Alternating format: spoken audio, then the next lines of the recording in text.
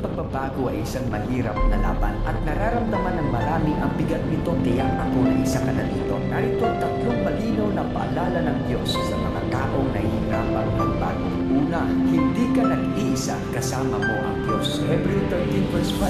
Kung hindi kita iwan, hindi kita pababayaan. Sa mga sandaling pakiramdam mo na nag-iisa ka sa iyong pakikibaga sa pagbabago, tandaan mo ang pangako ito ng Diyos. Hindi mo ito kailangan gawin mag-isa dahil kasama mo ang Diyos. Pangalawa, sapat ang biyaya ng Diyos para sa iyo. 2 Corinthians 12 verse 9. Sapat sa iyo ang aking biyaya sapagkat ang kapangyarihan ko ay nagiging ganap sa kahinaan. Hindi naman talaga hinahangal ng Diyos na maging perfecto, hindi ang puso na hanggang magbago at magpabago dahil ang iyong kahinaan ay hindi naman talaga hadlang, kundi ito ay dahilan para lalo kang lumapit at umasa sa kalakasan ng Diyos. Pangatlo, magtiwala ka sa proseso. Philippians 1 verse 6. Ang nagsimula ng mabuting gawa sa inyo ay siya din ang magtatapos ito. Ang pagbabago ay hindi lamang isang biglaang pangyayari. Ang magandang pagbabago na nakikita mo sa sarili mo ay sinimulan ng Diyos. Siya rin ang magtatapos ito.